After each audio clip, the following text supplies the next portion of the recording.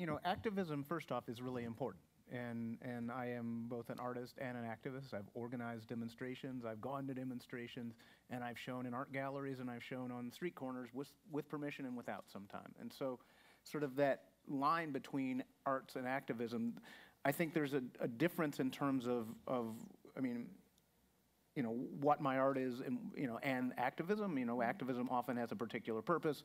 We're trying to stop, say, police murder or something, murder by police, or we're trying to, you know, end mass incarceration, and there's particular demands and stuff like that. With my art, it's actually talking about sort of these broader social questions, huge questions confronting humanity. I think that I use my practice and my activism work, my environmental activism work and practice to then inspire the work that I create. And so the work that I create is both a document of the story that I'm very much a part of and I'm participating in, and the other individuals and human beings that are involved in those processes with me, and to tell a different story. That's my form of activism. Conversations with sort of 21st century people about why this 19th century history matters, and putting the, you know, boldly before people, what is freedom worth? What is it worth risking? What do people live and die for? And these are questions that I think, you know, it's like now, you know, people, I would bet that the people in this room would agree with me on a lot of things. We might not agree on everything, but there are a lot of things we'd agree that are problems with our society. But then most people go to, oh, well, you know, we can't solve all of that. Let's go for something smaller. We could, you know, maybe we can't end police brutality, but we could get body cameras or something like that. Well, the slaves weren't like, maybe we can get a petition signed and we can get Massa to like whip us 5 times a day max. It was like, no, we need to end slavery, and that's what's needed today. And you know, it's that sort of bold, courageous thinking of not looking at what you think is possible, but what's actually necessary is something I hope people can learn. So thinking about social media and the access that we have to unlimited data, unlimited news, including these traumatic experiences that have happened to Black and brown people throughout the states, how, from a mental health standpoint, how do you all, as activists, as people who are extremely on the ground and very involved, how do you navigate between, or do you navigate between what you choose to see, what you choose to be a part of, like with, at the same time while being sane and keeping your sanity and keeping a level head? Like, how do you navigate through that as a human being? You know, it's like Toni Morrison, who's sort of my favorite novelist, when she wrote Beloved, which is my favorite book, said, in order to write that, I had to go to some very dark places to understand the characters. And I made a deal with them that they would let me come out again. And I think that's, you know, to really take on the weight of slavery and the effects of it in modern day, you actually do have to grapple with a lot of tremendous pain. And so, you know, when I'm making this art, it is actually important to kind of get close to that, to be able to typify these contradictions so that a broader audience can actually look at it and engage it in a way and have a deeper understanding of it. And the thing that actually keeps me sort of sane in this is that I actually, while I deeply despise the current relation in the world today, you know, I deeply despise capitalism and imperialism and all the manifestations of it that we've been touching on a tiny bit, but I also have some confidence that humanity doesn't have to be organized this way, that we can make a radically different world, a far better world, but that will take revolution, and that people can actually make that revolution and transform themselves in the process of doing that. And that, a scientifically grounded understanding of how the world could be different, is actually what enables me to continue to get up every morning and fight and go to some of these extremely painful places where, you know, I don't want, you know, I hope my work is absolutely irrelevant someday. Yeah. I don't want to make work about the next hashtag Black person. Yeah. We don't need any more hashtags. We need to actually get rid of this system and get to a world we'd actually want to live in, and that's why I make art, and that gives me some strength and solace. I think I've always had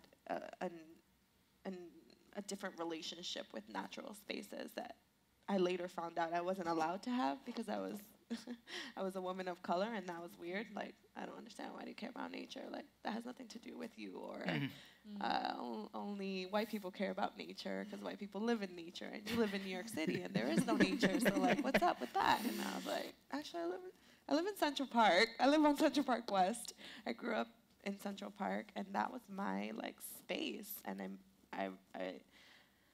it's interesting to hear you say these critics are talking about your work, and I was gonna just follow up, like, as you've been developing these projects, like, who are some of the people that you find yourself kind of most defending your work to?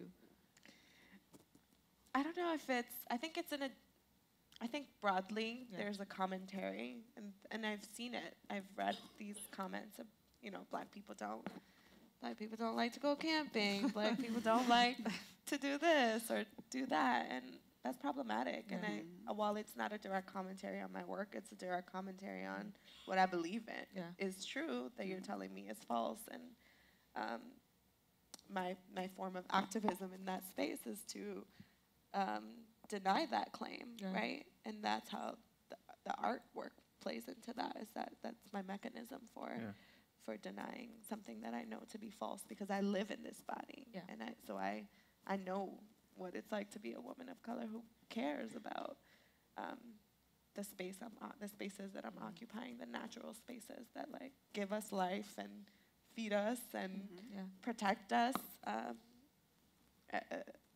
So I need to amplify that story. You know, it's like a lot of people, you know, think of me as A, you know, a performance artist right now, and B, only like, oh, well, he does stuff for black people. And it's like, well, that's true. I do care deeply about black people. I love the Black is Beautiful shirt you got on. But it's actually, I'm thinking about humanity as a whole. And some of the work, you know, I do touches on, you know, like this work will, you know, shows people, you know, that relates to images from, you know, Birmingham civil rights movements, even though it's not just about that. Or the slave rebellion, people think, oh, that's for black people. But this is, I'm trying to actually see, how does humanity, how do we get to how do we make people emancipators of humanity, and how do we get to a world without oppression and exploitation, including all people of all races?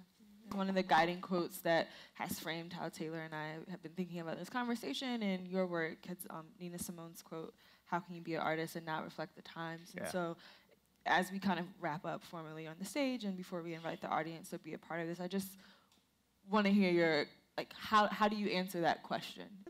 It's impossible. To me, it's impossible. My practice, my work, my art, my job are finally in this place where they're all the same, almost the same things. So I haven't given myself permission to separate those things. And I don't know if I ever will give myself permission to separate those things from each other, because I care so deeply about people first. And my work involves human beings on a daily basis, and that interaction to me is special enough to then document in my artwork, to then like accept the job that allows me to work with people on a day-to-day basis, to then, you know, be an activist for people. And so that's like the most common nugget here. It's the foundation, the baseline. It's the heartbeat. It's my heartbeat, right? So. I don't know how you could. It comes through your work through osmosis to me. I often look at what I'm making and I'm like, oh, I felt that way. Wow, I didn't know I felt that way. So sometimes it's the artwork informing me of the times, or how I'm dealing with what's happening right now.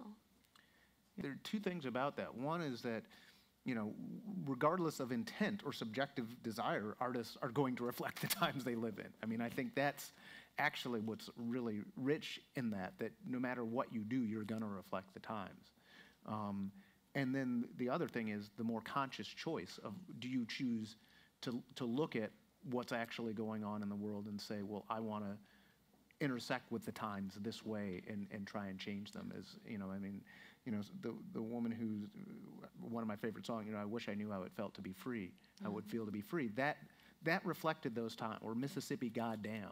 You know, I mean, we need songs like that. We need visual culture like that right now. And I think that, you know, while I have the option of, you know, making flower paintings or something, that would be a a horrible reflection of the times and a horrible reflection on me, and I choose to actually do work that sort of speaks to, I think, people's, a certain, people's hopes and dreams and aspirations and the big questions confronting humanity.